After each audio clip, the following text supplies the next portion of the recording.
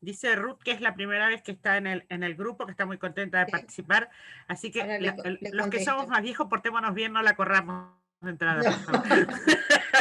claro, sí. Bueno, me tocó la responsabilidad de presentar el llamamiento esta mañana charlando con Hanna sobre eso.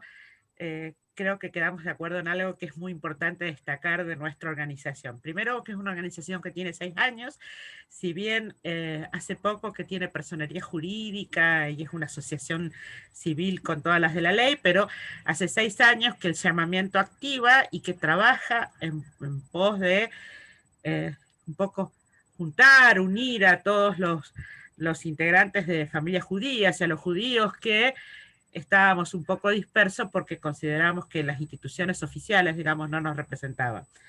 La característica fundamental del llamamiento es que es una organización política, es una organización nacional y popular y es una organización laica. ¿Sí? Esas tres premisas creo que van guiando toda la vida del llamamiento y toda nuestra militancia además dentro del llamamiento.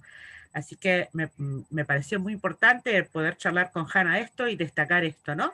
Las tres cosas, que es laica, que es nacional y popular, y que es además una organización política. Nosotros acá discutimos política, hacemos política, militamos políticamente.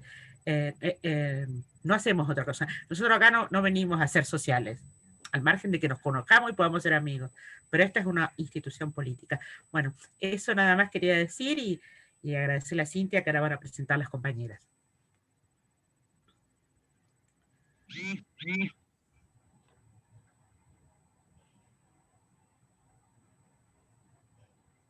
Bueno, yo le voy a presentar a la doctora Cintia Bención, que es la que nos va a dar una charla muy interesante hoy. La doctora Cintia Bención es abogada, laboralista, feminista, asesora sindical, es presidenta de la Asociación de Abogadas Laboralistas y asesora de la Secretaría de Género e Igualdad de Oportunidades de la CTA, la Central de Trabajadores de la Argentina. Cintia, tenés la palabra. Bueno, muchas gracias, Ethel, gracias a todas las compañeras de la comisión por la posibilidad de charlar, de tener este encuentro, de intercambiar algunas ideas en torno a el mundo del trabajo visto desde nuestros ojos, que nos hacen ver el mundo en perspectiva de género o en clave de género.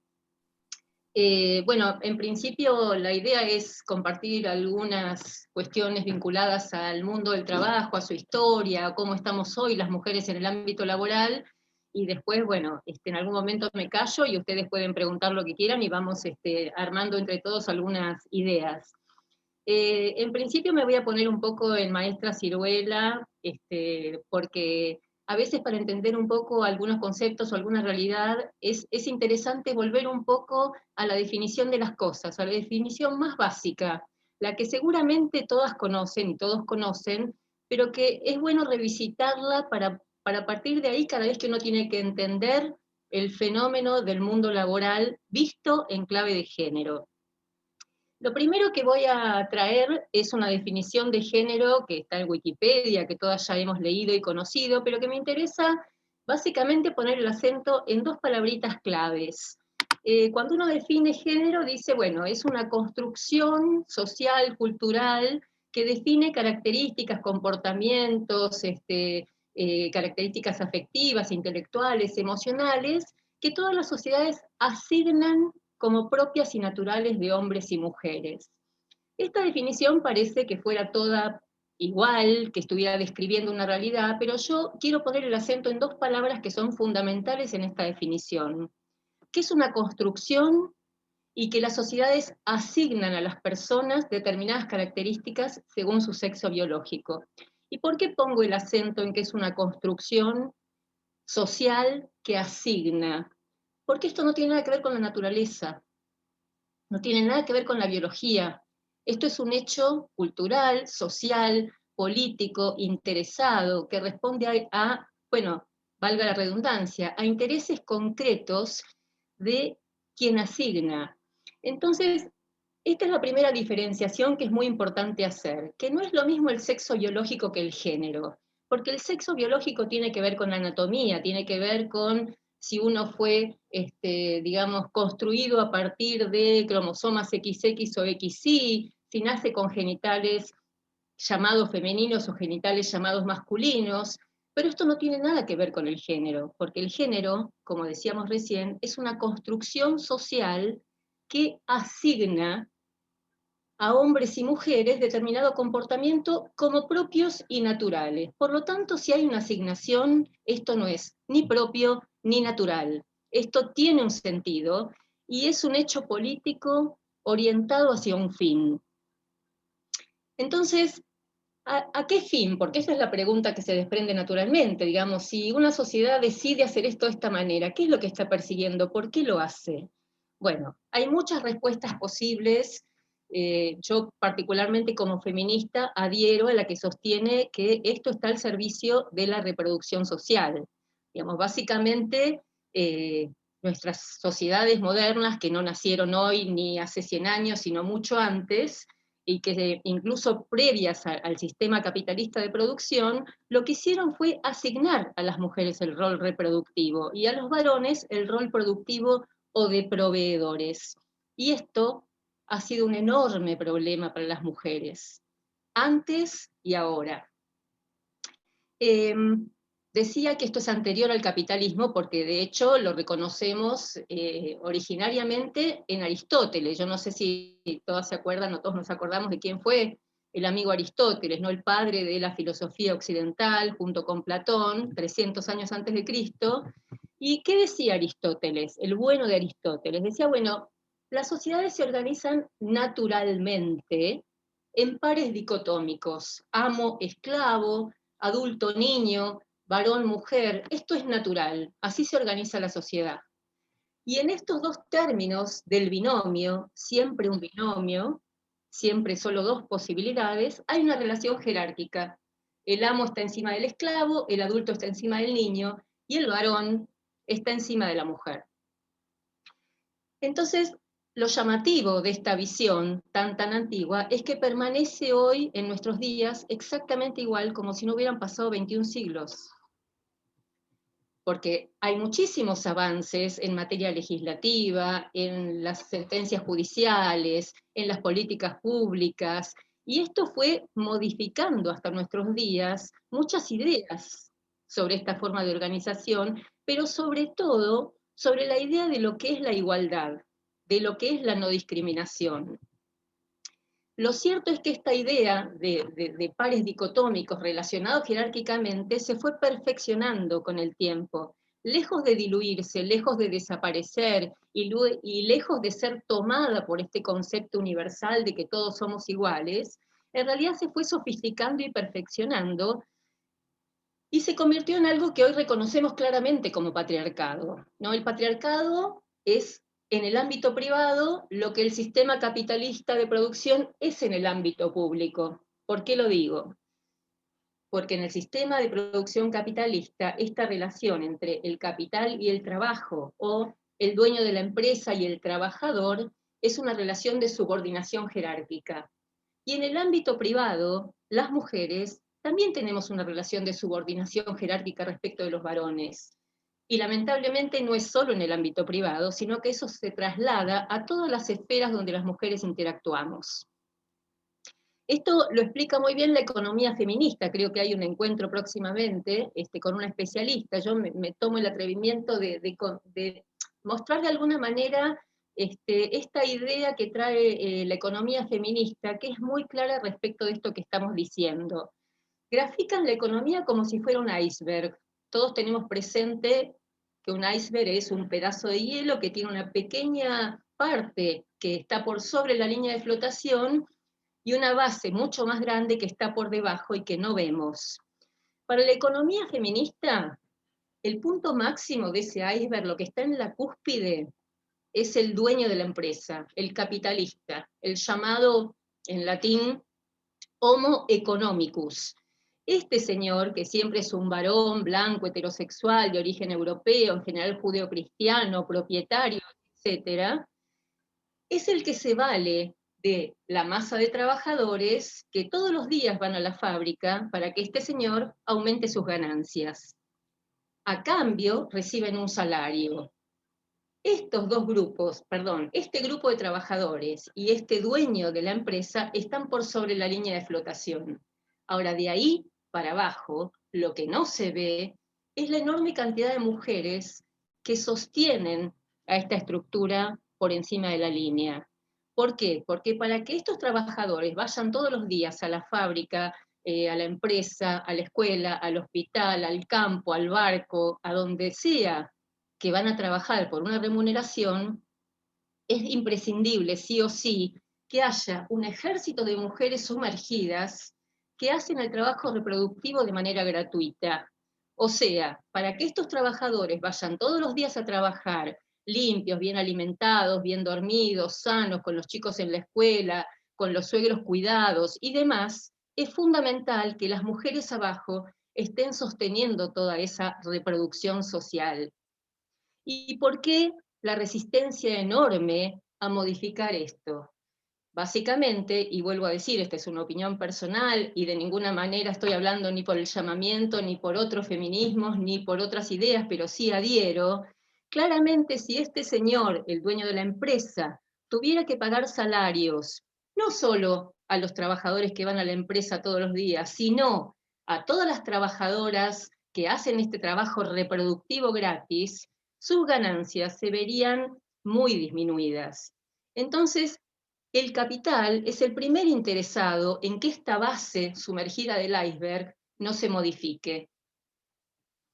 Lo que hay que hacerle entender es a este grupo de trabajadores que a ellos tampoco les conviene que esta franja siga sumergida. La idea de la economía feminista es modifiquemos la estructura de abajo, porque lo que pasa en un iceberg cuando uno toca abajo es que la cosa se da vuelta. Y hacia allá pretendemos ir desde el feminismo, o por lo menos empezar a remover un poco para que esto no sea tan terriblemente injusto y nos arruine la vida a las mujeres, digamos, que tenemos todas, sin excepción, algún grado de historia de víctimas o de violencia o de discriminación o de cobrar menos de lo que nos corresponde y todas las situaciones que podríamos hacer horas y horas de anécdotas y todas tendrían algo para contar.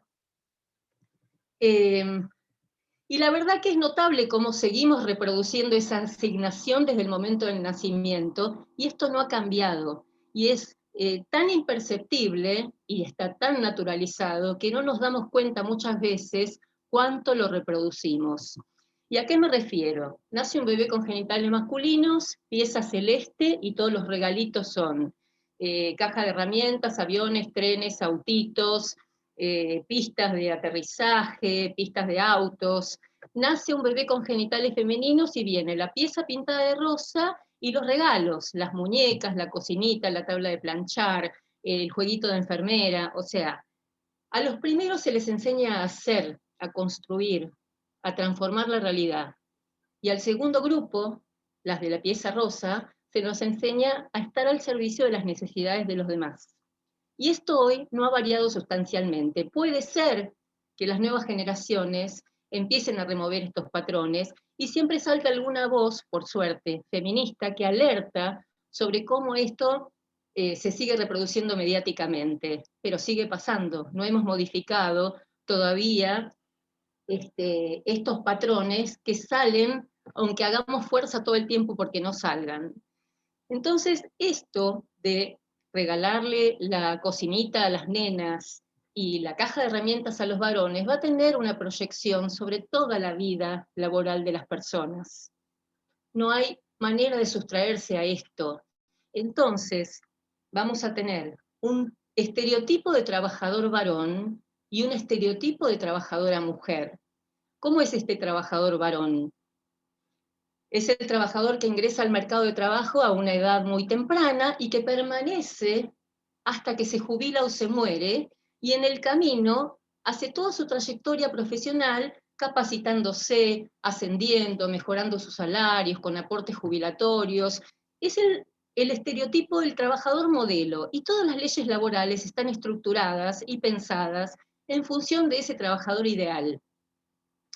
una trabajadora mujer también ingresa al mercado de trabajo a edad muy temprana, ya no es como antes de la Segunda Guerra, que era este carácter complementario, simplemente para cubrir los agujeros que dejaban los varones que se iban a la guerra, sino que ya las mujeres nos hemos incorporado masiva y permanentemente al mercado de trabajo, ingresamos muy jóvenes, pero entre los 25 y los 30 nos retiramos a criar los niños. Y cuando queremos reingresar, después de los 45, estoy tomando edades de las estadísticas, por supuesto que hay margen, lo hacemos habiendo perdido una enorme cantidad de años de trayectoria profesional, de sueldos, de independencia económica, de aportes jubilatorios, de capacitación, de expectativas o posibilidades de ascenso, con lo cual seguimos cargando nosotras con esa intermitencia que nos perjudica profundamente en todos los aspectos que señalé.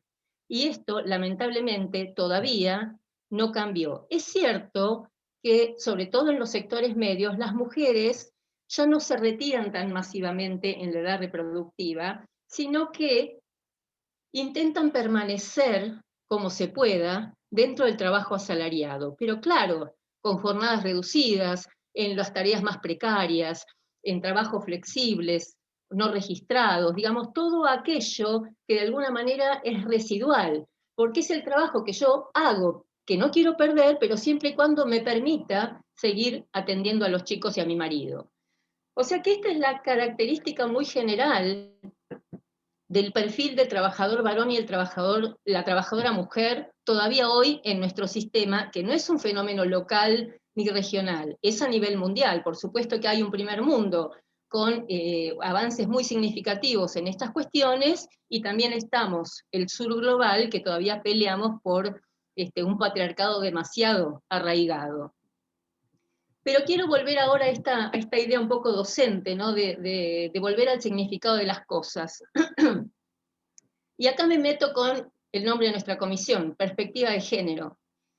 Entonces, primera pregunta, bueno, ¿qué es la perspectiva de algo? Es desde donde uno mira. O sea, yo voy a mirar un objeto, un hecho, un fenómeno, una ley, un hecho político, parada desde un lugar, con determinados anteojos. Bueno, la perspectiva de género es mirar desde el género. A veces le decimos con gafas violetas, ¿no? Mirar lo que se estudia desde una mirada de género. ¿Y qué significa mirar desde el género? Bueno, en primer lugar significa darse cuenta que las cosas no son neutrales en términos de género, y que cuando uno las mira desde esa perspectiva puede ver que las cosas tienen un impacto distinto en las personas según su género. Eso es lo que nos permite la perspectiva de género. Entonces, es la perspectiva de género la que nos permite hacer la descripción que yo hice recién, decir, bueno, a ver, ¿cómo es un trabajador varón y una trabajadora mujer en toda su vida profesional si no hay ninguna ley que diga que esto es así? Todo lo contrario, las leyes dicen la igualdad, la no discriminación, igualdad de oportunidades. ¿Por qué esto es así? Bueno, porque los estudios de género lo que permiten visualizar es que el comportamiento mayoritario de las personas es ese, y eso se puede ver cuando se mira discriminando por género. Entonces, esta idea de igualdad de la que yo hablaba recién, ¿no? Una igualdad que está en las leyes, que viene desde la Revolución Francesa, declamada en todo lo que leamos como un principio fundamental de nuestras democracias, en realidad existió siempre, pero no es la igualdad por la que bregamos cuando hablamos de igualdad de género, ¿no? Sin ir más lejos, bueno, sabemos que la estructura de nuestras democracias se asienta en la Constitución Nacional, ¿no? Y el concepto que traía la Constitución Nacional nuestra, que es de 1853, es la misma que la de la Revolución Francesa: igualdad, fraternidad, libertad, pero se refería a una igualdad acotada, una igualdad para pocos, la igualdad entre varones blancos, burgueses, ¿no? Como una forma entonces de resistencia a la monarquía. Pero no era igual un varón que una mujer, no era igual un varón blanco que un varón negro, y no era lo mismo un varón propietario que un varón campesino.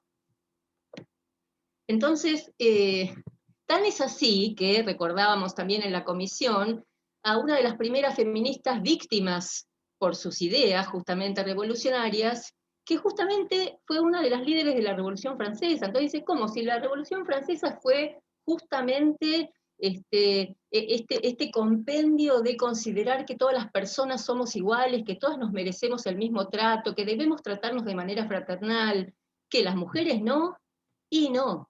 Porque esta Olympia de Gouges, Olympe de Gouges, que murió guillotinada por muchas razones políticas de la época, internas entre las facciones diferentes de los revolucionarios, pero también murió guillotinada por haber trasladado en femenino la Declaración Universal de los Derechos del Hombre y del Ciudadano, porque era del ciudadano, no era de la ciudadana. Y ella justamente dijo, si las mujeres podemos estar en el cadalso, ¿por qué no podemos estar en las tribunas? Era claramente una feminista y fue muerta, entre otras razones, por serlo. Entonces, básicamente, es claro que la realidad va por un lado y las leyes van por el otro, y que la realidad es mucho más difícil de modificar de lo que lo son las leyes. Yo hablaba de nuestra Constitución de 1853, ¿no? Y bueno, tenía esto de la igualdad, pero básicamente hablaba de esa igualdad, la misma que la Revolución Francesa, porque tras cartón dice, en Argentina no hay esclavos, o sea que está hablando de la igualdad de las personas, de que solamente pueden ser admitidas en función de la idoneidad en el empleo, que no se puede hacer discriminaciones, pero no estaba hablando del género. Pensemos que en 1853 en Argentina las mujeres no podíamos votar, no podíamos ir a la universidad, no podíamos disponer de nuestros bienes, no teníamos la patria potestad de nuestros hijos, y estábamos sometidas a un régimen de total dependencia como si fuéramos niños, de nuestros padres, de nuestros maridos o eventualmente de nuestros hijos varones. Recién en 1994, 150 años después, con la reforma de la Constitución, esta de 1994, se incluyen expresamente la perspectiva de género en el concepto de igualdad. Entonces se empieza a hablar de la igualdad de oportunidades entre varones y mujeres, se incorporan incluso algunos tratados internacionales, que son leyes firmadas por todos los países en organismos internacionales, como Naciones Unidas o como la Organización Internacional del Trabajo, y uno de esos tratados internacionales que se incorpora a nuestra Constitución, que se llama CEDAW, Convención para la Eliminación de toda forma de discriminación contra la mujer, lo que dice es, bueno, señores, los países que adopten esta convención tienen que hacer todo para lograr la igualdad de trato y de oportunidades. Eso fue en el año 94. Bueno, nuestro país, con todos los gobiernos que desde entonces pasaron, no hizo lo suficiente, es más, hizo bastante poco. También se dice que el Congreso debe dictar medidas muy concretas para lograr la igualdad, y para eso debe modificar todas las leyes que se oponen a eso. Y nosotros tenemos una ley de contrato de trabajo, que es la que se aplica en el ámbito privado para todas las relaciones laborales, que no se modificó desde el año 74 en lo que tiene que ver con el género. En el año 74, esta ley, que fue muy progresista para la época y producto de un intenso trabajo de abogados peronistas de extracción sindical, lo cierto es que contenía, y todavía hoy contiene, un capítulo que se llama Trabajo de Mujeres, que básicamente lo que protege es la reproducción social, la función reproductiva de la mujer trabajadora, y no a la mujer trabajadora. Cuando miramos hoy desde el feminismo estas normas, que en algún momento nos resultaron muy progresistas, lo que vemos es una profunda discriminación. Y voy a poner un ejemplo que no sé si algunos seguramente lo conocen porque les ha tocado pasar por algo así en su vida. Se llama derecho de excedencia, que es esta posibilidad que tiene una mujer después de haber dado a luz a un bebé, de tomarse una licencia extendida, no la licencia obligatoria de 3 meses, que sí o sí hay que tomársela, sino otro periodo adicional en donde no cobra el sueldo, pero tiene derecho a conservar el trabajo y quedarse cuidando al niño. Este derecho de excedencia, desde su origen y hasta hoy, es exclusivo de la mujer.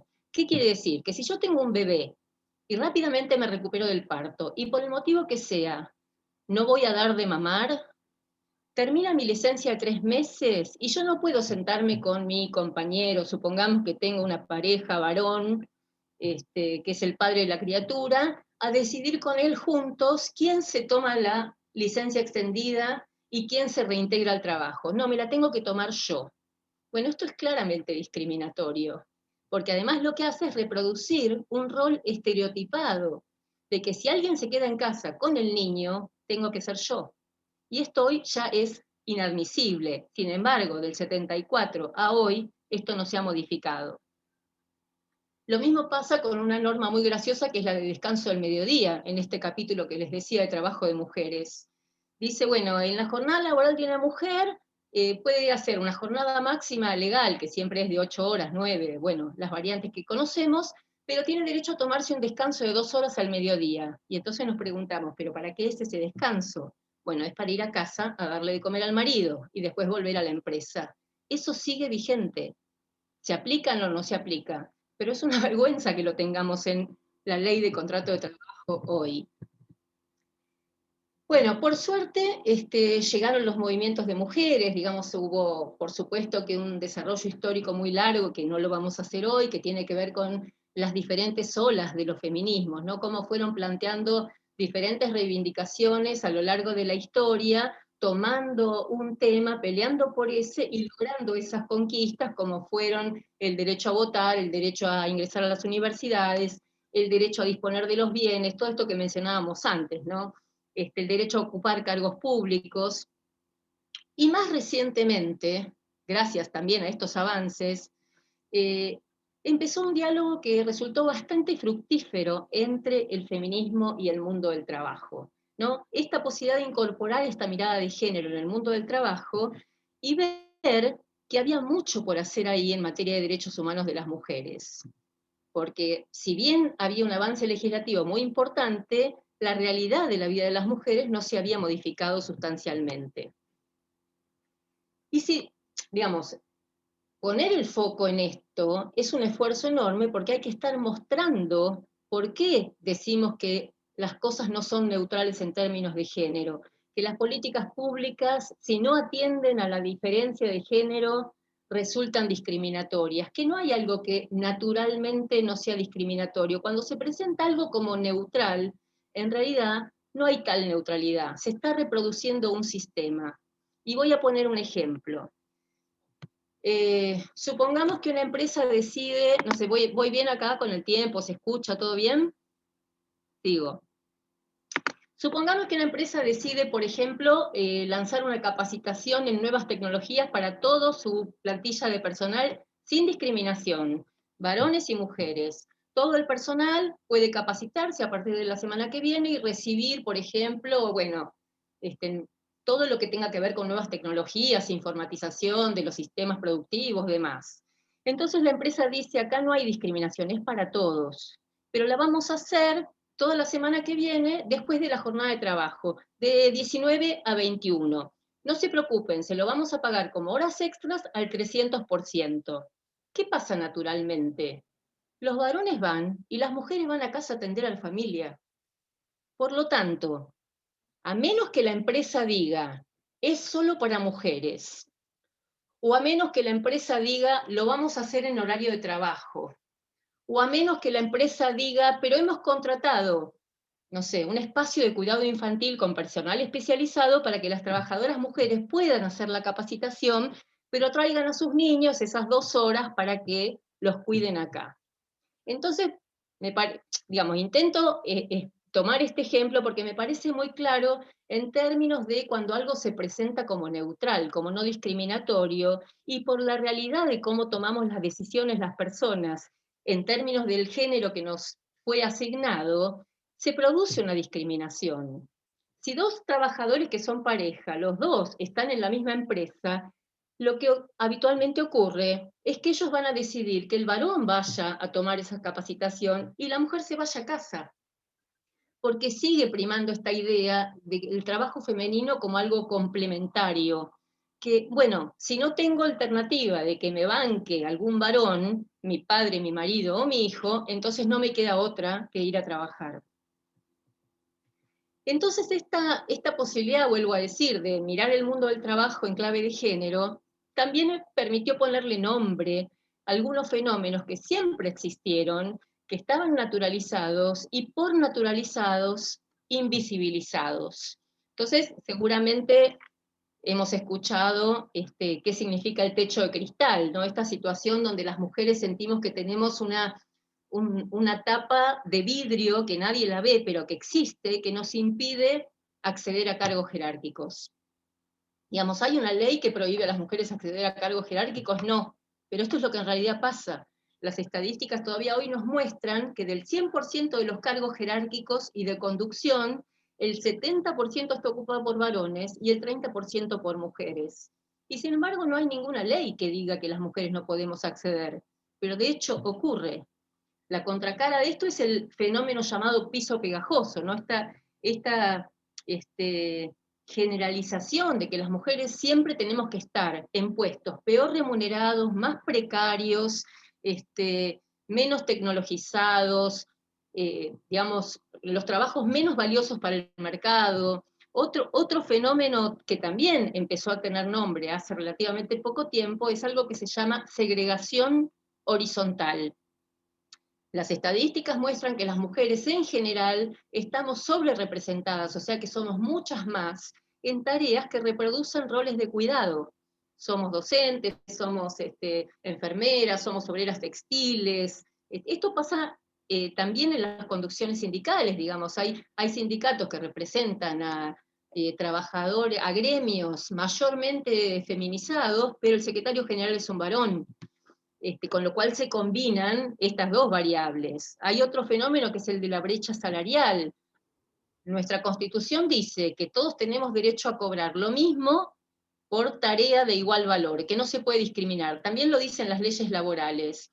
Si un varón y yo hacemos la misma tarea, y esa tarea tiene el mismo valor, entonces no podemos cobrar distinto. Bueno, la realidad es que las mujeres cobramos un 27% menos que los varones, haciendo tarea del mismo valor.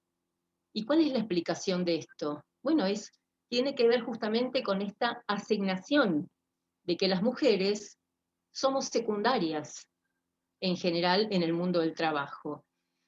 Y otra cuestión que nos atraviesa profundamente y que cada vez cobra más fuerza en la agenda pública y también en los medios y básicamente motorizada por los movimientos de mujeres y las pibas en las plazas, tiene que ver con la violencia de género en el ámbito laboral.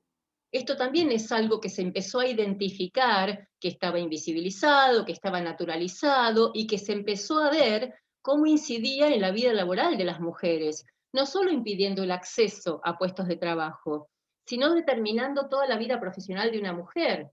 Digamos, para que la mujer no ascienda, para que permanezca siempre en el mismo puesto, con un salario precario o condiciones precarias, sin desarrollo, bueno, es necesario la violencia. Es necesario disciplinar a esa trabajadora para que ni lo intente, para que no pretenda competir o no reclame cosas que no son propias y naturales de su género. En 2019 se firmó un tratado internacional, un convenio internacional en el marco de la Organización Internacional del Trabajo, que es de protección de las mujeres trabajadoras, perdón, de todas las personas trabajadoras, a quienes se les debe garantizar un ambiente libre de violencia y acoso.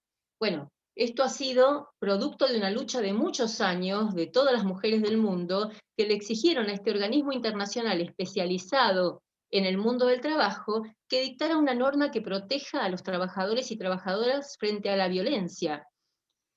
Y nuestro país lo ratificó, con lo cual, de alguna manera, entramos en la obligación de tomar todas las medidas necesarias para erradicar la violencia en el ámbito laboral. Por supuesto que a partir de la consolidación de la democracia, en todo este proceso de avance en derechos humanos, también se dictaron un montón de leyes que fueron como abonando el terreno para este diálogo del que yo hablaba entre feminismo y trabajo. Algunas que no tienen que ver estrictamente con el mundo laboral y otras sí. La ley antidiscriminatoria, la ley de protección integral de las mujeres, la de matrimonio igualitario, la de identidad de género, la de educación sexual integral, digamos, todo producto del avance de los movimientos de mujeres, que obviamente tuvieron impacto en el mundo del trabajo, porque esta conformación familiar histórica tradicional de papá varón, mamá mujer, con protección determinada según su género en el ámbito del trabajo, por supuesto que empezó a ser revisada a partir de que aparecen dos mamás, dos papás, o conformaciones familiares no tradicionales, con lo cual el mundo del trabajo, las leyes laborales, las sentencias judiciales tuvieron que empezar a incorporar todas estas modificaciones legislativas producto de una demanda social. En esta ley que yo les decía de protección integral de las mujeres, que tiene un capítulo referido específicamente al mundo del trabajo, lo que hace justamente, y que es lo más maravilloso de esta ley, es desprivatizar la violencia. ¿Qué significa desprivatizar la violencia? En realidad lo que dice es que la violencia contra las mujeres se basa en una relación desigual de poder, o sea que no tiene nada que ver qué tenía puesto, qué hiciste vos para que te pegara, digamos, no. Es un comportamiento de un agresor contra una víctima basado en una relación desigual de poder. Entonces lo que hace de alguna manera es sacar del ámbito privado el tema de la violencia. Ya no es, bueno, si tu marido te pega, trata de no hacerlo enojar, esta cosa que cuando en la calle, por ejemplo, alguien veía que alguien agredía a una persona negra o a un viejito o a un discapacitado, todo el mundo se metía, pero si era un varón que le pegaba a una mujer, nadie se metía. ¿No? Esta cosa de las mujeres siempre relegadas al ámbito privado, a merced de cualquier tipo de abuso. Entonces, esta cuestión de que el Estado nunca se metiera, bueno, son asuntos de mujeres, son asuntos de familia, es un problema de las mujeres, no hay que meterse, se fue modificando justamente a partir del avance del feminismo. Esta frase, lo personal es político, ¿no? De alguna manera interpelando al Estado diciendo, bueno, momentito, si se produce cualquier hecho de violencia contra una mujer, el Estado tiene algún grado de responsabilidad, no es que es un problema familiar o un problema de la mujer.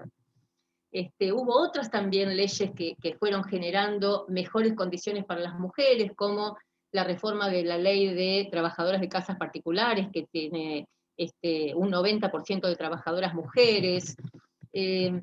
Bueno, básicamente todo lo que fue ocurriendo en nuestro país a partir de el empuje que vino como imparable de este feminismo, que se fue metiendo incluso en el mundo del trabajo, y que también permitió un nuevo sujeto colectivo, ¿no? Las mujeres en los sindicatos. ¿Qué significa las mujeres en los sindicatos? Significa lo de los años 40 o 50, las mujeres festejando el día de, no sé, el Día de la Madre, o haciendo acción mutual, o juntándose a lograr la caja de insumos para atender las necesidades menstruales. No. Significa empezar justamente a revisar estos patrones, estos estereotipos que complican tanto y discriminan tanto a las mujeres en el trabajo. Este diálogo del que hablaba antes cobra un impulso enorme a partir del 2015 con el Ni Una Menos, porque es ahí donde en la plaza se empiezan a escuchar y a leer reivindicaciones que nunca se habían escuchado en boca de las feministas, como si nuestro trabajo no vale, produzcan sin nosotras. Digamos, esto dio cuenta de que algo profundo estaba pasando en el mundo del trabajo con el feminismo. Y por supuesto que han pasado cosas sumamente valiosas, pero seguimos teniendo números muy preocupantes de discriminación, porque seguimos teniendo la menor tasa de actividad, la mayor tasa de empleo no registrado, somos las que más tiempo estamos desempleadas, esto que les decía antes, ¿no? Lo de la brecha de ingresos, cobramos los salarios más bajos, somos las que tenemos los trabajos más informales, y por supuesto somos las más vulnerables a la violencia. La Oficina de Violencia Laboral del Ministerio de Trabajo informa periódicamente los índices de denuncias y de casos registrados, y más del 70% de las denuncias son de mujeres que han sufrido violencia en el trabajo proveniente de un varón superior jerárquico, con lo cual esta cuestión de la subordinación entre los géneros del ámbito privado se reproduce exactamente igual, y no es algo que nosotras no conozcamos, en el ámbito laboral. Entonces, bueno, no sé cómo estoy de tiempo, pero por ahí ya voy voy cerrando como para dar lugar a las preguntas y escuchar un poco las opiniones o las intervenciones. O sea, ¿qué es lo que en el título habíamos puesto? Bueno, desafíos hacia adelante. ¿Qué significa pensar un mundo del trabajo de verdad igualitario, y no desde una igualdad declamada, sino desde una igualdad real, ¿no? Donde ya no se verifique ninguno de estos fenómenos de los que hablábamos recién? Bueno, hay que pensar de verdad en acción transformadora. Y así como yo les decía que cuando una empresa lanza una capacitación y la presenta como neutral, en general impacta de manera muy diferenciada en un trabajador varón y una trabajadora mujer, del mismo modo tenemos que pensar nosotros cómo vamos a modificar el mundo del trabajo, desde los impactos diferenciados.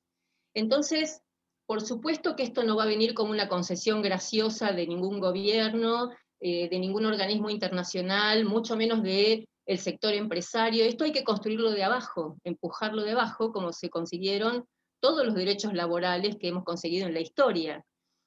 Por eso la importancia justamente de las redes de mujeres en los sindicatos, que no solo trabajan con vistas a un mayor número de afiliadas, porque la mayor afiliación garantiza mayor participación, pero no necesariamente garantiza transformación.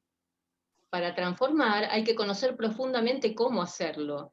Entonces, lo que estas mujeres sindicalistas que yo les mencionaba antes, que empezaron fuertemente a militar a partir del 2015 con el Ni Una Menos, lo que hay es una incidencia en la agenda sindical. Es empezar este diálogo con la agenda sindical tradicional, la de las reivindicaciones tradicionales, el aumento de salarios, las mejores condiciones, la recategorización, empezar a mezclarla con la agenda feminista, donde las necesidades de las mujeres tengan un lugar y donde pueda esto ser parte de la acción principal de los sindicatos y de las organizaciones. Hablo de los sindicatos porque estamos hablando del mundo del trabajo, pero esta mirada sobre el mundo del trabajo la podemos llevar a cualquier organización que integremos, a cualquier institución, a cualquier espacio, y ver cómo esta forma de interrelación se da en todos los ámbitos. Esta cosa que describimos de los roles estereotipados, si sacamos la foto de cualquier organización, vamos a ver cómo está estructurada de manera subordinada, cómo los roles de decisión están en cabeza de los varones, cómo las mujeres pedimos permiso para hablar en general y los varones no, cómo en general tenemos miedo de hablar y de expresar opiniones porque no tenemos la tradición histórica de haber sido quienes tengamos la voz cantante, cómo nos distribuimos espacialmente en las reuniones. Bueno, obviamente que la pandemia ha modificado mucho la cuestión espacial, pero antes de la pandemia es muy notable cómo entra uno a una reunión y las mujeres se ubican en un lugar y los varones en otro. También es importante revisar cómo se construyen los liderazgos de los movimientos de transformación, porque estamos acostumbradas y acostumbrados a pensar que el líder es alguien naturalmente dotado, en general varón, con capacidad de choque, con capacidad de oratoria, con capacidad de confrontar, que hasta si tiene que recurrir a la violencia recurre, todas características que históricamente no fueron vedadas a las mujeres. ¿Qué se espera de nosotras? Que seamos empáticas, que seamos graciosas, eternamente, no sé, seductoras, complacientes, que hagamos sentir al otro toda su potencialidad. Bueno, correrse de esos lugares para plantear que no estamos peleando por una modificación cosmética, porque no hacerlo implica seguir reproduciendo violaciones de derechos humanos. No vamos a hablar acá de los femicidios, porque son el grado más extremo de la violencia contra las mujeres, pero en el medio hay una cantidad de situaciones, por supuesto que no tan extremas, donde de alguna manera se reproduce toda esta cuestión de la discriminación y la violencia. Bueno, yo no quiero aburrir, no sé cómo estoy, por ahí dejo acá y ya habilito para que intervengan, pregunten, o alguna duda que tengan que les haya quedado. No sé si quieren preguntar algo. Cintia, yo Sí. quisiera preguntar mundo privado en realidad, y cuando hablas del mundo del trabajo, que yo entiendo que es público, igual que todas las demás aspectos de la vida social, que es lo público, también el trabajo, separaste como que no era parte del patriarcado. Y lo que me parece a mí, pero me parece quizás una cuestión conceptual que no tengo, ¿por qué no lo incluís? Más allá de todos esos problemas, es como si hay distintos problemas en un lado y en el otro, pero de cualquier manera pertenecen como a este enorme globo, a mi entender, que es esta estructura, la estructura patriarcal más que nada. ¿Por qué lo separaste como concepto? No, lo separé porque de alguna manera la estructura patriarcal nace en el seno de la familia y se traslada al ámbito público y está, como vos decís, Hanna, intrínsecamente relacionado. No son dos ámbitos separados, solo que el patriarcado nos toma también en el ámbito privado, cosa que, y ahí estuvo la diferencia, el sistema de producción es del ámbito público. Y lo que quise decir, que por ahí no fue muy claro, es que las mujeres estamos sujetas a una doble condición de vulnerabilidad, como trabajadoras y como mujeres. Y como mujeres, tanto en el ámbito público como en el ámbito privado. Especialmente en el ámbito privado, donde además hay un grado de, me sale una palabra complicada, si hay algún psicólogo o psicóloga sabrá entender que no es lo mío, perversión, ¿no? Porque las mujeres nos seguimos sintiendo culpables si salimos a trabajar. Las mujeres salimos a trabajar, los varones van a trabajar. ¿De dónde salimos? De donde deberíamos quedarnos, que es la casa. Pero vos sos la madre. Todavía resuena muy fuertemente. Entonces, por eso digo que el ámbito privado tiene este grado de perversión, ¿no? Porque actúa incluso de una manera muy subliminal, vinculado a cuestiones morales. En el ámbito público no aparece tan así. Esta cosa natural de que, bueno, ¿cómo vos te vas a ir a proponer como chofer de colectivo? Ese es un trabajo para varones. Bueno, esto ya no se puede decir en voz alta, porque está claro que ya no hay trabajos de mujeres y trabajos de varones, y que si hubiera una convocatoria para ocupar puestos solamente a varones, ya hay varias sentencias judiciales que prohíben esto y dicen que es discriminatorio, que ninguna convocatoria laboral puede decir solo para varones. Pero bueno, respondiendo a tu pregunta, no son dos universos separados, sino que muchas veces se explica el patriarcado como algo que ha tomado a la estructura social en el ámbito privado, pero que claramente se proyecta al ámbito público y también comprende al sistema de producción. Sí. Bueno, no sé Hay además algunas observaciones, no sé si ves vos en el chat, donde hay 2 o 3 observaciones de distintas compañeras en particular, que nosotros acá mismo estamos hablando en un sistema binario, o sea, de hombres y mujeres, y prácticamente no hemos nombrado a las compañeras trans, ni ninguna de las diversidades, digamos. Incluso Sí. cuando vos hablas biológicamente, ya sabemos que hay biológicamente incluso casos que no son claros biológicamente, pero son estigmatizados o operados para que sea claro. O sea, que no digamos, en esta charla hay 2, 3 observaciones, y hay una más, si querés después hablarlas como quieras, donde la docencia en particular, dice una compañera que no es de cuidado, es de enseñanza, que no es lo mismo. Sí, lo dije yo, y quiero señalar esto porque me parece que igual que la enfermería es una visión masculina, esto de que los chicos no es un estacionamiento de niños a ser cuidados, ni siquiera el nivel inicial. Las docentes, hay una lucha, la docencia es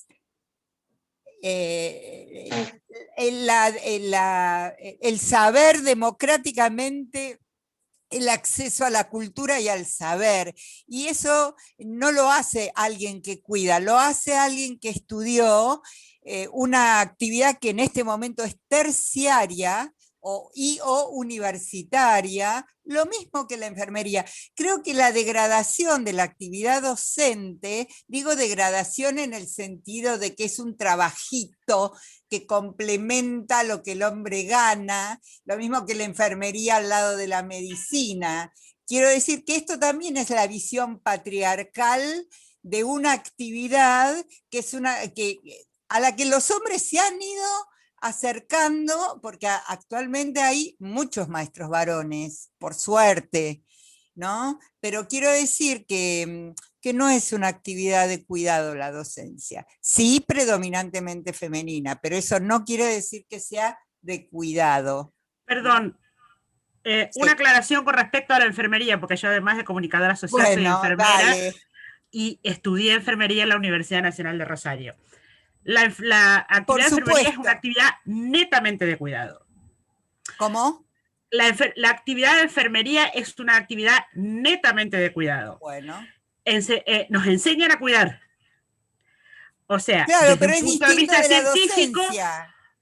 Pero nos enseñan a cuidar. Las enfermeras somos las cuidadoras de los enfermos, de las personas que necesitan alguna actividad porque está disminuida sus funciones, porque tienen algún problema de salud, etcétera, etcétera, etcétera. De hecho, hay materias que se llaman cuidado de enfermería 1, cuidado de enfermería 2, cuidado de enfermería 3. Es eso, proceso de atención al enfermo sano. Lo que yo me refería es que cuando a veces se dice actividades de cuidado, es como cuando uno va a cuidar a su abuela o a su madre, digamos, parece descalificatorio en algunos. Y vos te estás diciendo, yo estudié en la universidad. Yo estudié en la universidad, pero además de eso, trabajo en el sindicato de amas de casa. Claro.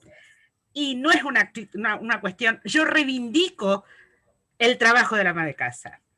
Y reivindico además, ¿sí?, esta necesidad de que las mujeres cobremos por nuestro trabajo como amas de casa. Totalmente. De hecho, fue Evita la que primero planteó en este país que sería justo que las amas de casa cobráramos por nuestro trabajo.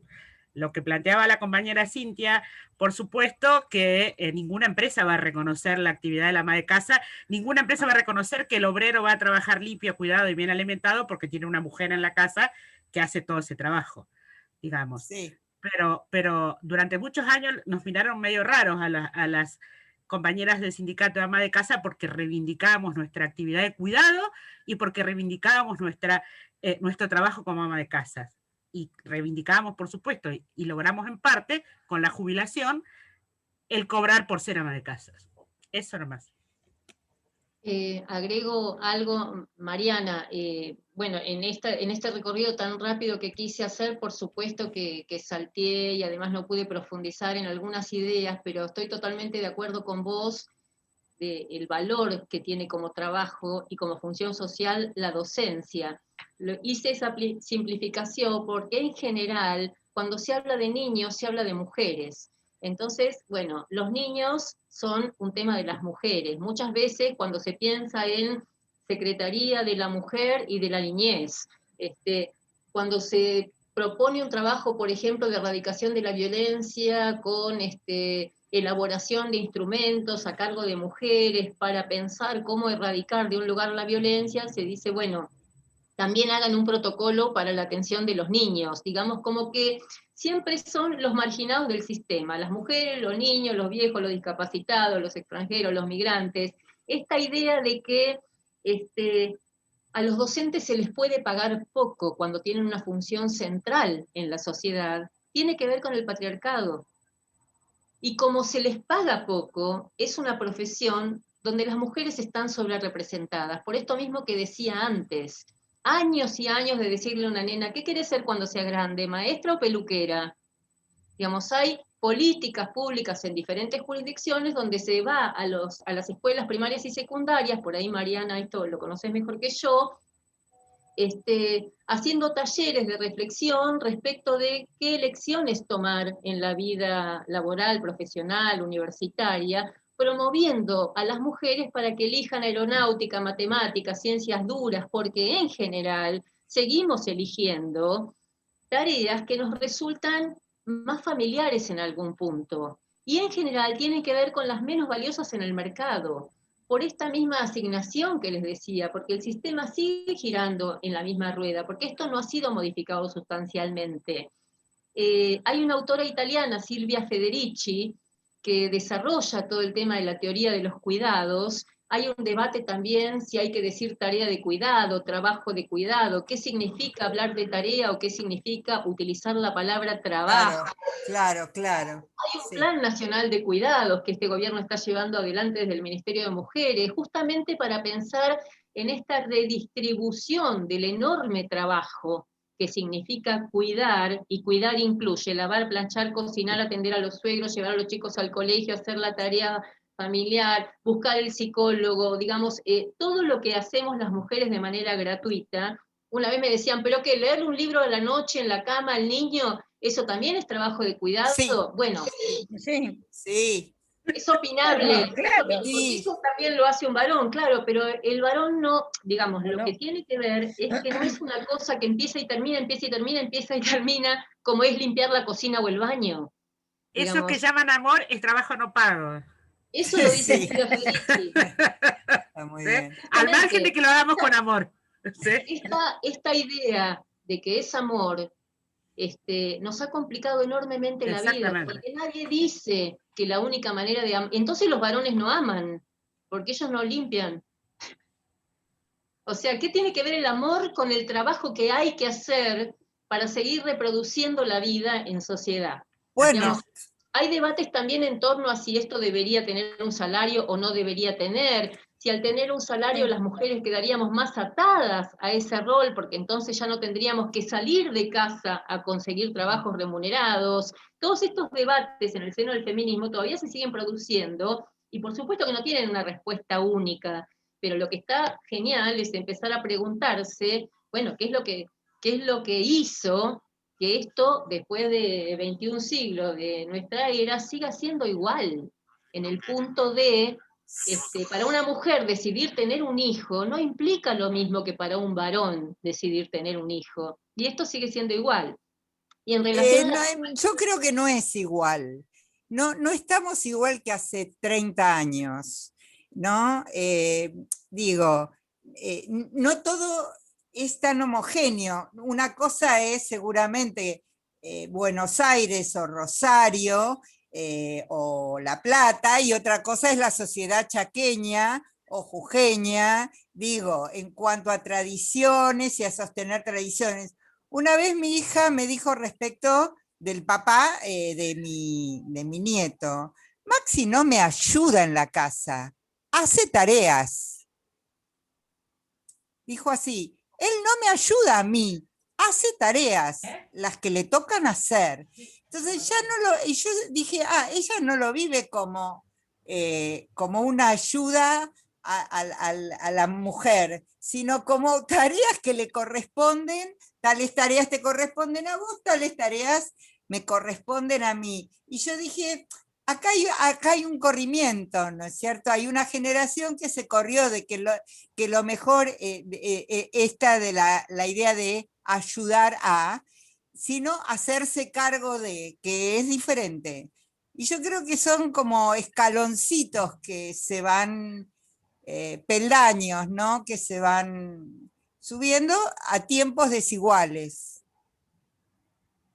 Sí, coincido, Mariana. Incluso uno ve las publicidades en la tele y es muy notable el cambio de imagen familiar y de roles familiares. Empieza a ver ya desde hace un tiempo muchas publicidades de productos de limpieza protagonizadas por varones. Exacto. El papá varón solo con su hijo, o el papá varón con su mujer, o esperándola a la mujer que llega cansada del trabajo.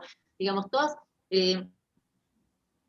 a veces yo soy abogada del sindicato de actores y cuando tengo que explicar violencia en los medios, muestro una publicidad de los años 70 donde Juana Hidalgo le sirve el plato de fideos con manteca a su marido y dice, no se dio cuenta, le puse margarina.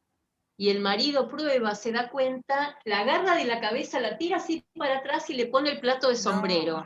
Eso es una publicidad de los años 70. Hoy eso no pasa el filtro, ni del ENACOM, ni de las feministas, ni de nadie. Digamos, el ojo ya se acostumbró a ver otra cosa. Sí.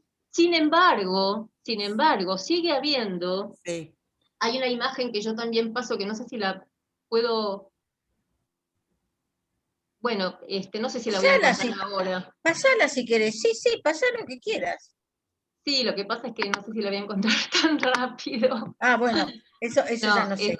No, porque no la preparé, pero es una imagen de polémica en el bar. Todos tienen el programa Polémica en el bar. Sí. Una mesa circular con Sofovich, todos los que estaban sentados ahí, todos varones, y más arriba, al fondo, como florero, una rubia muy escotada, con muy poca ropa y con todo un pelo así, ahí arriba como florero. Eso es violencia, eso tuvieron que cambiar el formato porque esto hoy es totalmente inadmisible y estuvo hasta hace muy poco, ¿no? Perdón, Cintia, no es tan inadmisible. Si hoy mirás Canal 26 en las noticias, desde hace poco tiempo, nosotros los vamos a poner como antipremio en el Olamora, porque lo que hicieron fue, y lo explicaron además, que era para que se vea más poner a alguien que sepa de lo que está hablando y a una chica que esté lo menos vestida posible como objeto visual, qué sé yo.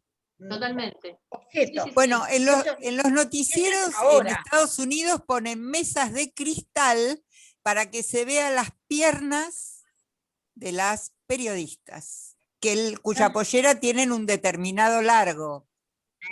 ¿Sí? Por eso hay muchas cosas que... Y eso está eso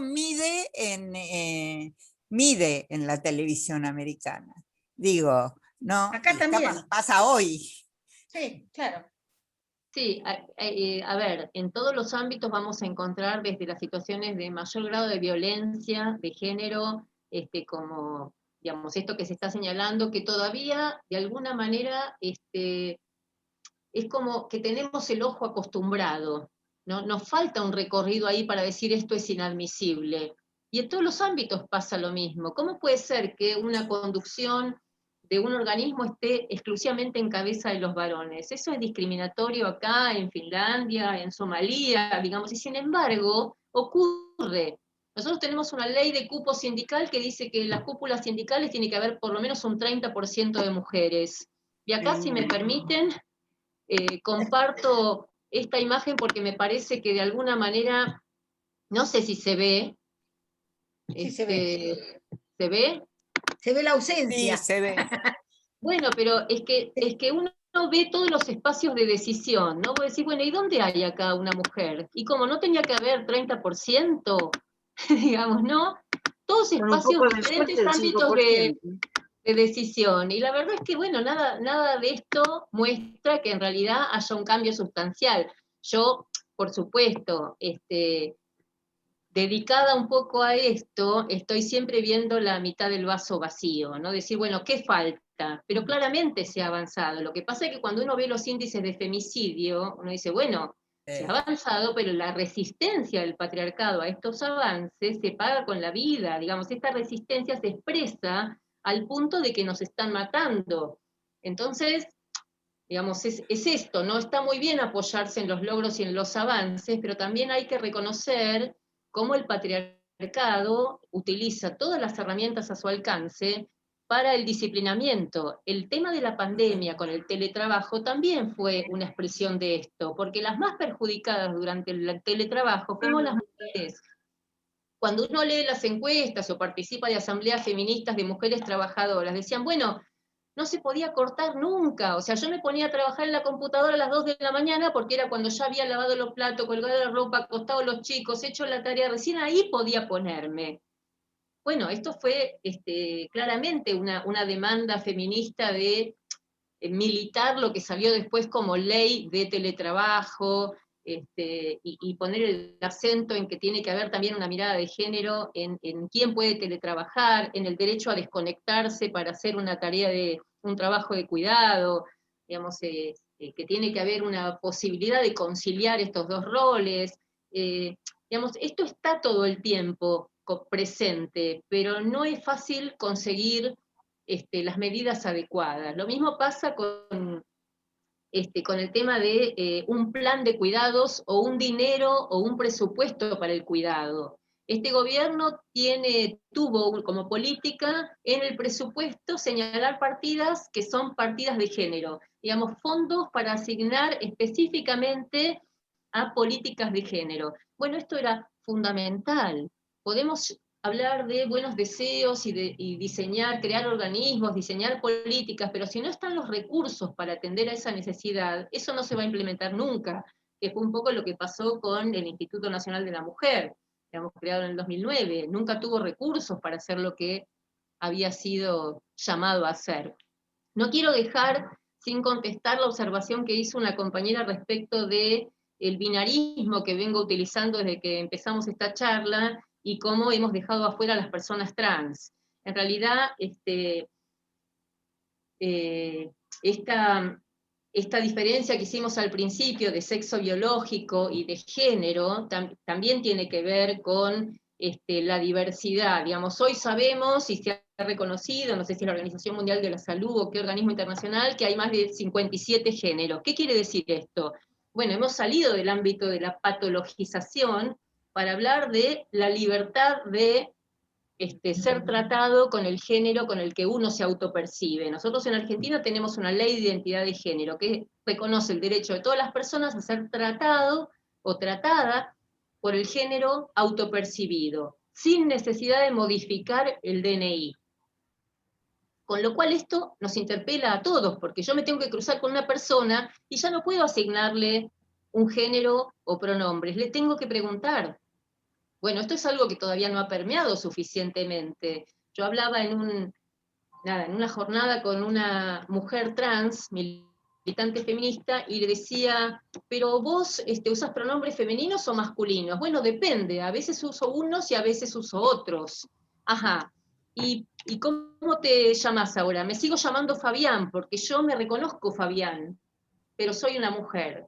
Bueno, hay una resistencia enorme a incorporar estas transformaciones que de alguna manera, y yo no soy quien para decir si esto está bien o está mal, lo que están reclamando es que hay un sistema que resultó muy opresor para las personas, que algunos lo han bancado mejor a lo largo de los siglos, otros lo han bancado peor, pero que por suerte empieza digamos, a removerse los cimientos más profundos de esta cuestión. Entonces una persona tiene no solo libertad de elegir con quién va a tener relaciones sexuales, también puede elegir su orientación sexual y también puede reconocerse de un género o de otro género.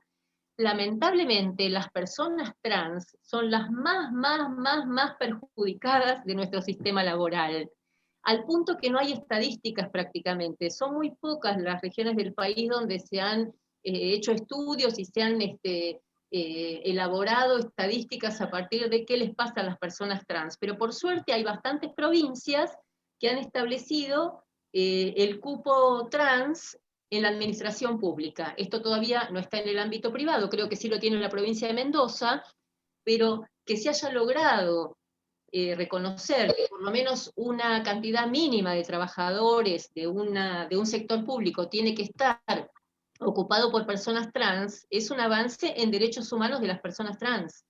Digamos, esto nos guste o no, en muchos lugares es una ley.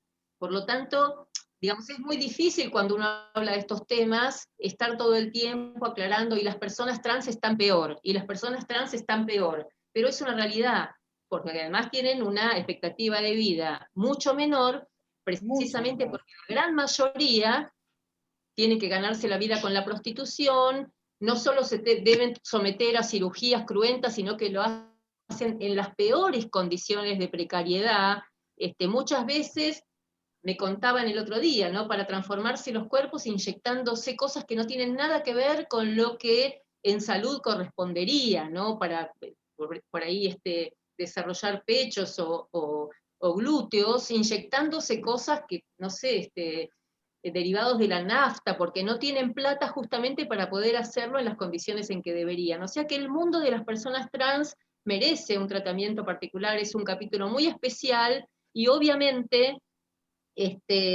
los avances en derechos humanos de las personas trans todavía no consiguieron estándares de protección suficientes y adecuados, y se nos siguen muriendo las personas trans a edades muy tempranas.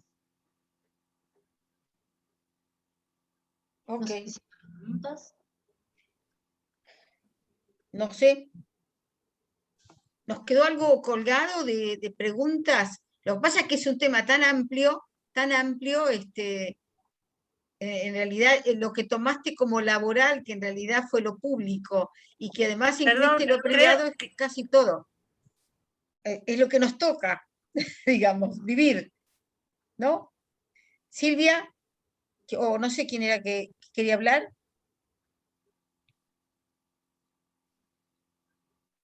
No sé. Bueno, yo diría, si no hay preguntas, o perdón, Cintia, Hanna, justo me caí, discúlpame. No escuché la pregunta. no escuchaste las preguntas, ya las contestó, ¿eh? No hay más preguntas ahora, o por lo menos no vi. ¿Vos sí le viste algo más? Eso. No. Cintia, ¿vos querés agregar algo más? Todas No, no, vivimos no. la realidad de la que Ya amamos. está. Lo que pasa es que estaba. No. Cintia, te escuchamos entonces. Si querés No, agregar no, algo yo más. Es un tema No, en sumamente realidad, complejo. bueno, me parece que el tema es muy amplio y da para seguir charlando mucho más. Yo no sé si fui clara con algunos conceptos, algunas ideas que quería compartir, pero bueno, es para seguir pensándolo y seguir buscando las alternativas, ¿no? Para algo más justo. Y también esta necesidad de estar todo el tiempo interpelándonos y también salir de un lugar de denuncia permanente para ser, como se dice ahora, ¿no? Propositiva. ¿Qué significa ser propositiva? Bueno, muchas veces se usa el ser propositiva, pero no seas puramente agresiva o de denuncia o con el dedito, sino que trae propuestas. Y en realidad, creo yo que cuando se habla de transformación es imprescindible incomodar, ¿no? Sin la incomodidad es muy difícil cambiar algo. Nosotras ya estamos incómodas, por lo tanto tenemos la motivación a flor de piel, no tenemos que ir a buscarla a ningún lado. Pero cuando tenemos que convencer, a veces, a estructuras más rígidas o incluso a nuestros propios compañeros varones, a quienes queremos, respetamos, valoramos, bueno, ahí hay que ser sumamente creativa y entender que aún siéndolo, es imprescindible incomodar, porque si uno no incomoda, es imposible que algo se modifique. Digamos, de una posición que obviamente está a la vista, que es una situación de privilegio del ser varón, blanco, heterosexual, de origen europeo, judeocristiano, propietario, etcétera. Bueno, ¿por qué habría que aportar al feminismo o por qué habría que moverse de esa posición? Bueno, esta es una tarea nuestra, digamos. Es una tarea de, digamos, no basta con decir, bueno, porque están violando mis derechos humanos como persona, sino que simplemente es decir, bueno, muchas veces es decir, esto que estás haciendo, digamos, es discriminatorio hacia mí. Y por supuesto que eso es incómodo, sobre todo si uno se lo tiene que decir a alguien que quiere y que respeta, pero quizás sea una de las formas que tenemos que explorar, digamos, cómo interpelamos a nuestros compañeros varones para que se entienda el problema, sobre todo los de nuestra generación y las generaciones mayores, que ya vienen formateados muy fuertemente en esta idea de que del varón se espera una actitud que todo lo sabe, que todo lo puede, digamos, creo que fue el otro día que se hizo una charla acá también, que hablaba, no me acuerdo el nombre, López, pero Ariel, que hablaba del Sí, mandato de impenetrabilidad, ¿no? sí. Esta cosa de el varón te tiene que dar todo resuelto, todo cocinado, no se puede mover de la posición, es inflexible. ¿Por qué? Porque necesita mostrar su virilidad de esa forma. Entonces, justamente eso es lo que nos diferencia. Nosotras estamos tan acostumbradas a la penetrabilidad, y no estoy hablando en un sentido sexual, sino en todos los otros, precisamente, que para nosotras es mucho más fácil esa ida y vuelta de decir, pero ¿por qué vos pensás distinto? Ay, ¿cómo te afecta esto? Ay, no lo había pensado. Bueno, y si yo fuera vos, ¿qué haría? ese diálogo lo tenemos que promover nosotras. Bueno, eso es todo. No, sí, y no es poco, Cintia, es un montón. Lo que pasa es que en la vida cotidiana, tanto en el trabajo como tener voz y ser escuchado, este es un ámbito favorable para esto, pero no siempre es así, y en otros ámbitos seguro que no es así. Tanto en lo político como en lo no político, en lo profesional, en lo científico, en lo artístico, donde vos quieras. En la lucha por la equidad, no lo llamo igualdad porque no somos iguales, sino por la equidad, o sea, tener las mismas posibilidades de expresión y de tener posibilidades de escucharnos como hoy a vos, no ocurre en muchos ámbitos, muchos ámbitos. Nos falta mucho por lograr, logramos mucho históricamente, es cierto, pero a su vez lo que nos falta no es menos, porque toca como el fondo. Ahora hay que ir más al fondo, hay algunas cosas más, más modificables, reivindicativas. Ahora es una cuestión, como vamos avanzando, que se va profundizando en realidad. Yo no lo veo como medio vaso vacío o lleno, sino que lo que se pudo modificar primero fue lo más reivindicativo desde el feminismo. Ahora tocan cuestiones políticas, ideológicas de fondo, y como vamos avanzando, vamos rozando esos lugares. No creo que el cupo, por ejemplo, resuelva mucho, porque puede haber mujeres que participan desde el cupo, pero que en realidad no tienen ni voz ni voto, tanto desde la mujer como desde el hombre que participa. El cupo para mí, por ejemplo, es una contradicción eterna, porque reconozco que si no tenés la oportunidad, tampoco tenés la posibilidad de crecer, pero a su vez el cupo no garantiza la equidad para nada, para nada. No garantiza ni ser escuchado, ni tener voz, porque el asunto es que, como vos decís, desde nosotros tenemos que lograr una voz que se escuche. Colectivamente a veces es más fácil, individualmente es más difícil todavía, tanto en el trabajo como en otros ámbitos. Entonces, hay cosas que son opinables. Yo tampoco estoy muy convencida sobre que el trabajo de ama de casa debe ser rentado. Sí tener jubilación de acuerdo a la etapa que viviste, porque en realidad yo tampoco tengo claro si es un trabajo, porque en realidad el trabajo de la casa no es un trabajo femenino, es un trabajo, como cualquier otro. Entonces yo creo que hay muchos puntos opinables, mucho por hacer, pero toca la esencia de esta estructura que vos llamabas social o del trabajo, y yo incluyo en realidad la casa o el hogar, como lo quieras llamar. Para mí es parte del trabajo que hay que hacer en la vida. Así que hay muchas cosas por intercambiar opiniones y demás. Este es un ámbito propicio, por suerte, lo hemos conseguido, de escucharnos y de poder opinar libremente si estamos de acuerdo o no. Algunas opinan más, otros menos, o también ellos que nos acompañan ya vienen participando muchas veces, algunos compañeros, y otros todavía no lo logramos, como notarás. Entonces, bueno, ya vamos avanzando, pero de a poco, de a poco. Como decía quien era Mariana, son peldaños, como mucho. A veces no llega un peldaño, digamos, en medio peldaño. Pero bueno, seguimos. Esto es para toda la vida, porque es para nosotras, y en realidad lo que no sé cómo se puede traducir, a ver si quizá a alguien se le ocurra, cómo es que podés convencer de alguna manera o traducir en palabras esto que representa la equidad, que es un beneficio para el varón. Porque es un beneficio en realidad. ¿Cómo lo traducís en palabras? Tanto en términos afectivos como en términos de crecimiento humano, lo que vos quieras. Es como el racismo, como vos decís, la xenofobia, en realidad es bueno para mí también que no haya, ¿no?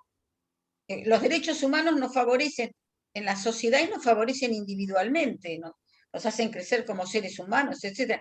¿Cómo traducís esto como mujeres? A ver, Cintia, ¿se te ocurre o alguien? No, si me Cualquier estás hombre. preguntando, dejaste la pregunta difícil para el final, Hanna, sos Sí. una pícara. No, a ver. No soy pícara, es una pregunta, de verdad. No. Por supuesto que también los estudios de género implican estudiar el género masculino. Digamos, Sí. no es la primera vez, digamos, no se nos escapa que existe algo que ya está muy difundido y que se habla en todos los ámbitos donde se tratan estos temas, que es el mandato de masculinidad, ¿no? Esto lo desarrolla muy bien Rita Segato cuando dice, bueno, los varones en general tienen que estar dando todo el tiempo muestras de virilidad para pertenecer a la cofradía, a la fratria, ¿no? A lo que los hace, siempre hay un mensaje para otro varón, el padre, la manada, el amigo, digamos, pero siempre en general esta cosa de los pibes jóvenes en un boliche, tocándole la cola a las chicas. Bueno, el que no tocaba la cola era un maricón, con lo cual había que tocar la cola. Digamos, esta cosa de llevar al chico a debutar al prostíbulo, ¿no? Propio que todavía existe en algunas ciudades y que es algo que de alguna manera, esta cosa de que el varón siempre tiene que estar dispuesto, siempre tiene que cumplir ese rol de proveedor. Bueno, es una de las respuestas a por qué los varones se mueren antes, es una respuesta a por qué los varones van al médico cuando ya la enfermedad está absolutamente avanzada, porque no pueden reconocer su falla, su debilidad. Entonces es esta idea de este rol de proveedor reproducible en todos los ámbitos de la vida. El varón, bueno, no puede llorar, no puede mostrarse débil, no puede dudar, no puede decir que no puede, digamos, cosas que, bueno, a las mujeres nos están permitidas. No puede tomarse el periodo de excedencia cuando nace un hijo, porque la ley solo se lo reconoce a la mujer. Bueno, si esto es sufrimiento para los varones, lo tienen que decir los varones. No creo que lo podamos decir las mujeres. ¿Cuánto padecen ellos tener que responder permanentemente a estos mandatos? Lo tienen que decir ellos. A mí me parece que no somos nosotras las que podemos decir cuánto sufren. Digamos, sí podemos decir, por ejemplo, ¿no? Rita Segato, que cuenta Pedagogía de la Crueldad, la experiencia de ella en las cárceles de Brasilia trabajando con violadores y hablando de que en las cárceles el violador es el nadie, es el preso que ningún otro preso respeta, es el no hombre. ¿Por qué? Porque para mostrar su virilidad no le quedó otra que violar a una mujer. Y eso es visto por los compañeros como un gesto de no hombría suficiente. Y ella decía que desde la psicología del violador, cuando el varón viola, por supuesto que no lo hace por una motivación sexual, por una pulsión que tenga que ver ni con el erotismo ni con la sexualidad. Y que en el momento en que viola, él desaparece como ser humano, se anula como ser humano. Es una manera de no ser, de alienarse en el acto de la violación. Con lo cual, digamos, yo, por supuesto que merece un análisis mucho más profundo e interdisciplinario de la cuestión, ¿no? Pero creo que sin duda debe ser muy pesado cargar con esta mochila de tener que estar siempre dando señales de potencia y nunca poder descansar en el hombro de alguien, digamos, relajarse, decir, mira, yo no quiero ser el proveedor en esta familia, anda a trabajar vos, que además te gusta, que te encanta salir, te gusta la empresa, te gustan las reuniones de negocios, tenés un proyecto, yo me quiero quedar en casa con los chicos. Bueno, digamos, ese varón no lo puede contar en el grupo de amigos o en el club, porque justamente está violando el mandato de masculinidad impuesto por el colectivo al que pertenece. Entonces, bueno, la pregunta era ¿cómo convencer? Yo no creo que haya que convencer en el punto a cuánto sufren ellos, sino que tenemos que convencer en que a nosotras nos violan nuestros derechos humanos, porque yo me reviso si quiero, y yo me repienso si quiero, o porque la ley me obliga, como cuando un varón violento se le impone como sanción tener que ir a hacer, por ejemplo, un curso o un taller para varones violentos. Bueno, hay una imposición del Estado que viene por vía judicial o por vía del psicólogo que le dice, mira, no es andá y deconstruite, pero es, bueno, mira, esta violencia no es aceptada en esta sociedad, así que vos tenés que ir a hacer un trabajo con vos mismo. El otro día hablaba con un antropólogo que trabaja con nuevas masculinidades y decía, mira, en los talleres cuando vienen derivados por la justicia, lo único que hacen es mirar el reloj para que se cumpla el horario. Ahora, cuando vienen derivados por la esposa, vos no sabés cómo trabajan, cómo se abren, cómo cuentan sus experiencias, porque la motivación es otra, ¿no? Y bueno, tiene que ver con encontrar la propia motivación. Por eso digo, muchas veces se dice, uy, ¿cuánto sufren los varones? La verdad es que yo no lo sé, yo no estoy diciendo que no. Yo digo que ahí hay una conjunción de elementos complejos, como un privilegio por ser varones, y también debe haber una cuota de sufrimiento. Pero esto es, el que quiera lo piensa y el que no quiera no lo piensa. Lo que no podemos permitir es que se sigan avasallando nuestros derechos, digamos. Esa es nuestra lucha, más que convencer a los varones de que perderse la crianza de un niño por hacer una carrera profesional de 17 horas por día en la empresa lo convierte en un ser alienado, sufriente. Bueno, por ahí a uno sí, pero por ahí a otro no. Bueno, eso. Complejo el tema, muy, Creo que muy sí. complejo. Solo de lo que estoy segura es que si más sumamos, más varones sumamos a la lucha de equidad, no hablo del sufrimiento del varón, porque en realidad se podría ver de distintos ángulos esto, pero seguro que es más eficiente. Desde el punto de vista político, yo que lo miro desde ese ángulo, me parece que la lucha es más eficiente cuando sumamos, solo sumamos, incluimos mujeres y hombres, digamos, varones, para no llamar hombres, y todas las diversidades, obviamente, que son las más afectadas de todos en este sistema patriarcal. Pero sí, es todo opinable, yo no hablo del sufrimiento para nada, ¿eh? Yo hablo de la equidad, y en la equidad hay ventajas para ambos. Nosotros somos, como siempre, el que pierde cuando no hay equidad o cuando no hay libertad o cuando lo que fuera, es el que va a luchar por tener la equidad, sin ninguna duda. Eso no quiere decir que no sea ventaja para el otro, al menos desde mi punto de vista. No hablo de sufrimiento, hablo de conquistar derechos, pero ¿cómo te puedo decir? Multiplicando los esfuerzos, teniendo aliados. Teniendo aliados es mejor. Por algo hay un frente hoy gobernando. Si no hubiera un frente, no hubiéramos ganado probablemente.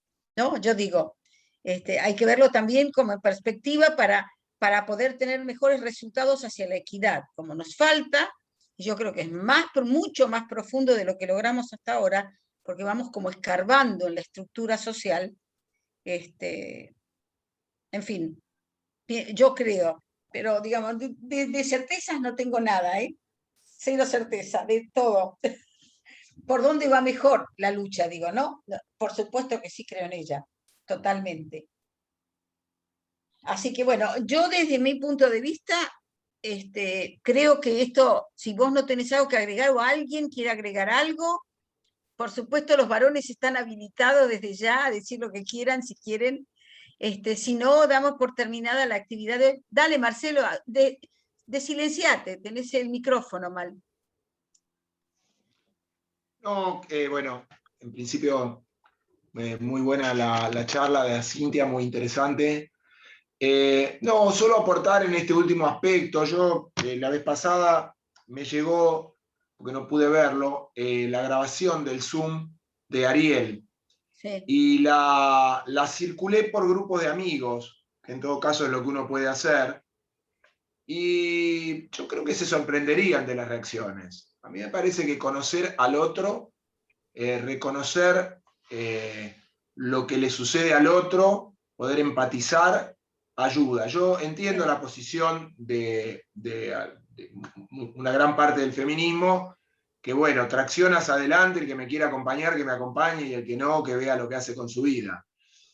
A mi modo de ver, es interesante la posibilidad de fracturar esto que Ariel describía hay cosas muy fuertes en lo que dijo Ariel el otro día. El mandato de preñar, proteger y proveer, ¿en qué se traduce? ¿Qué beneficios? Yo entiendo que de afuera se observan beneficios que a veces no son tales, y que por lo menos valdría la pena ponerlos sobre la mesa y discutirlos, en qué medida lo disfrutamos y en qué medida los padecemos.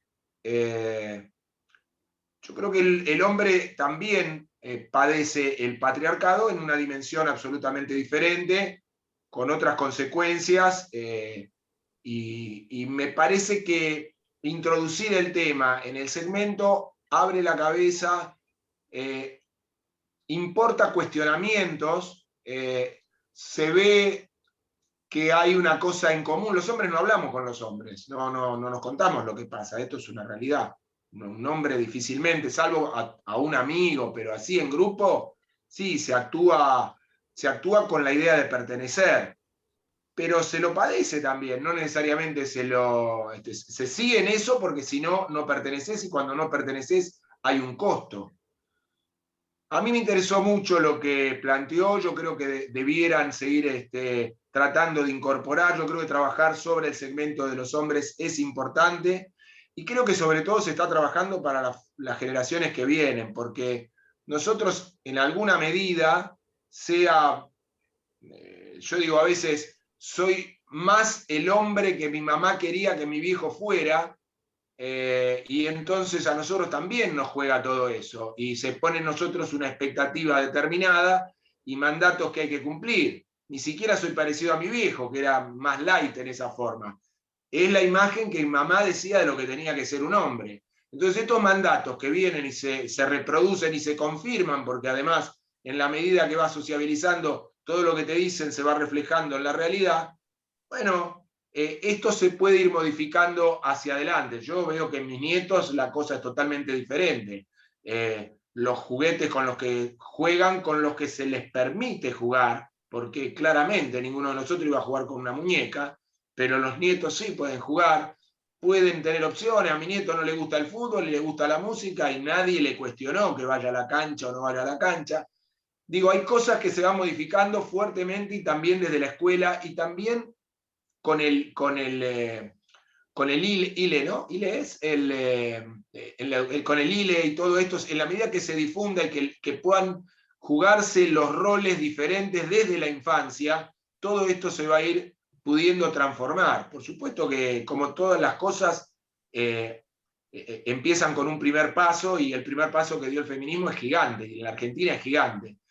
Pero me parece que la idea de incorporar a los hombres, que claramente yo ya he participado de 3 o 4 actividades, y vos ves que, sí, o más, y vos ves que a mí me interesa escuchar, porque me interesa, en general me interesa escuchar.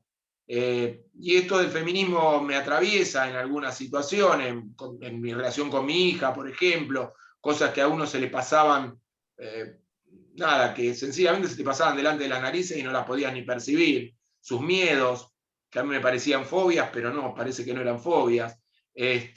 Bueno, una cantidad de situaciones que a mí me han hecho replantear muchas cuestiones. En algunos lugares hay grupos de hombres que es el colegio secundario, no hay manera de moverlo. Y en otros sí, se va partiendo, se generan conversaciones, se hacen cuestionamientos, se interpela, nos interpelamos. A mí me parece que el laburo, pero tienen que tender el puente, no ustedes, digo, tendríamos que ver de qué manera habilitar, en qué espacios el hombre pueda hablar de lo que le pasa con el patriarcado, que no es poco, no es poco. Las cosas vos las dirimís a las piñas, y eso te lleva a veces la vida también, ¿no? Así que bueno, a mí me gustan estas, las voy escuchando. Cintia, lo te agradezco mucho, la verdad que fue clarísimo lo que dijiste, y es absolutamente cierto todo, pero digo, no abandonen la posibilidad de tender puentes, porque cuanto más se llega al segmento de los hombres, algo se produce. No estamos igual que hace 10 años. A todos nos hace ruido alguna publicidad que ya está fuera de época. Y no sucedió hace tanto, porque no sé, hace cuánto nos reíamos de los chistes de Olmedo, de Porcel.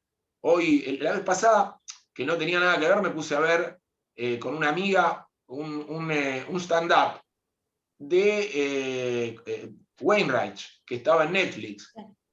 Y no me sacó una sonrisa porque atrasaba 10 o 15 años. Entonces, algo se produce que hasta el humor, que el sentido común y todo se va modificando. Es decir, que a mí me parece que se va caminando bien, y que no habría que abandonar la idea de llegar más masivamente, de incorporar, de aceptar las miradas de los hombres, aunque al principio hagan ruido, ¿no? Porque puede ser que al principio hagan ruido. Pero me parece que no hay que abandonar la idea esa, eso creo. Bien. Marcelo, ¿me haces un favor? Yo voy a tratar de denunciar ese. ¿Me mandás el link de ese video que viste? ¿Me lo mandás? Te lo mando porque me lo mandaron Dale, en el G3, sí, te lo reenvío. Sí, sí. dale, dale. Estamos hablando del mismo, el de ustedes, ¿no? El que habló Ariel. ¿Sí? Sí, sí, Sí. sí, te lo Al mando. de Claro. género podés mandarlo o al mío personal. Te lo Vos mando, tenés. uno de los dos te lo mando. Dale. Dale, lo que quieras. Okay. Voy a tratar de denunciarlo a nivel más público. Igual yo te digo, las invitaciones a nuestras actividades dentro del llamamiento y fuera del llamamiento, porque las hacemos llegar difundiendo lo más posible, llega tanto a hombres como mujeres. Vos habrás notado igual que desde el año pasado y desde el anteaño que no teníamos ningún varón que participara, ninguno, durante un año entero, poner hace 2 años. Ahora, digamos, aunque hoy somos pocos, además, ponele 3, 4, 5, siempre vienen a escuchar de qué se trata. Lástima que la vez pasada el de Ariel hubo solo 4 hombres, sumamente interesante, dicho por un hombre y desde la gestión, o sea, desde la acción, de qué pueden hacer y qué no. O sea, sumamente interesante, pero no pudimos difundirlo más que lo que quien quiera participar. Acá en realidad hay un rol de los varones, incluso dentro del llamamiento y de otras organizaciones, que difundan la actividad, que por un lado llevan a la equidad y nos ayudan a defender los derechos de las mujeres y las diversidades. Eso creo que es lo que más pueden hacer y creo que nos ayuda. Te volviste a silenciar, ¿eh? Marcelo, te silenciaste. Ok, bueno, Hanna, yo creo que acá... ¿puedo decir una ¿Vos, Luis? palabrita? Dale. Sí, yo quería, coincidiendo con lo que acaba de decir Marcelo y lo que habían comentado antes, a los de nuestra generación, yo quiero reivindicar el trabajo de muchos hombres de nuestra generación que están haciendo un reconocimiento del papel de la mujer en la vida, y a pesar de toda la cultura, toda la preparación cultural que tuvimos de chicos, estamos haciendo el cambio, habilitando a los más jóvenes y empujando a los más jóvenes a que hagan el cambio. Y eso me parece que es muy importante, y es reivindicar justamente el papel de la mujer en la sociedad, como persona, no como mujer, sino como persona digamos, en la totalidad de las acciones. Gracias. Ok. Así que escuchamos 2 voces de varones, que ya es mucho, porque en este grupo es la primera vez que hablan varones, además les digo, cosa que me alegra. Cada pasito que Están damos, perdiendo también el ser las únicas. Participamos igual a igual. Ahora empezamos a ganar derechos nosotros. Me parece muy bien, me parece muy bien. El resto no es una disputa igual, es lograr la equidad. Ojalá tuviéramos 50% de varones, ojalá. Eso sería un avance para nosotros porque podemos llegar a más gente. No es porque bajamos las banderas de lucha, sino porque llegamos a más. Visto desde la política, esto es un enfoque nada más, ¿no? Así que bueno, desde mi punto de vista, Cintia, ¿vos querés agregar algo más?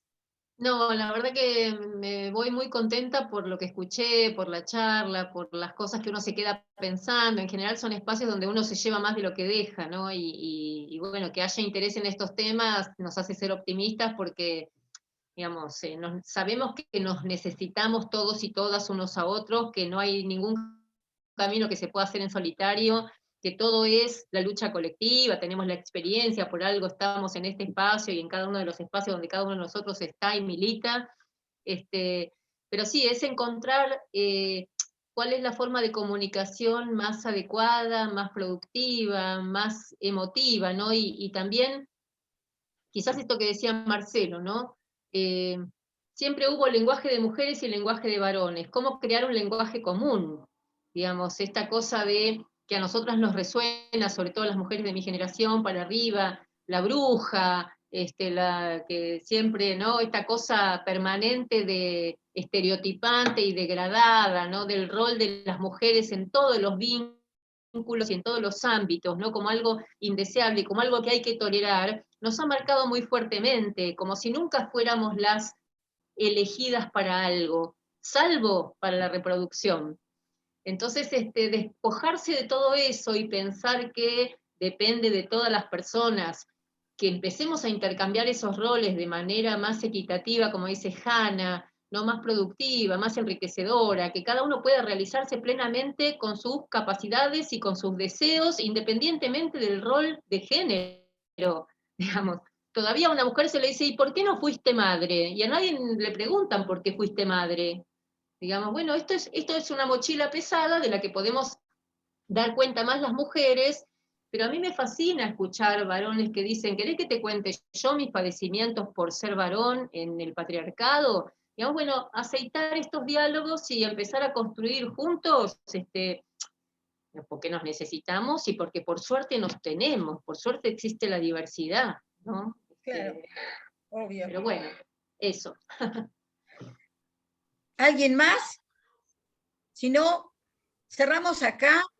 Nosotras nos vemos en la comisión el lunes que viene y nos vemos además en las actividades del llamamiento el que participa. Chao, gente. Gracias, Cintia. Gracias a todas. Gracias, Cintia. Todos. A ustedes. Gracias. Muy bueno. Gracias.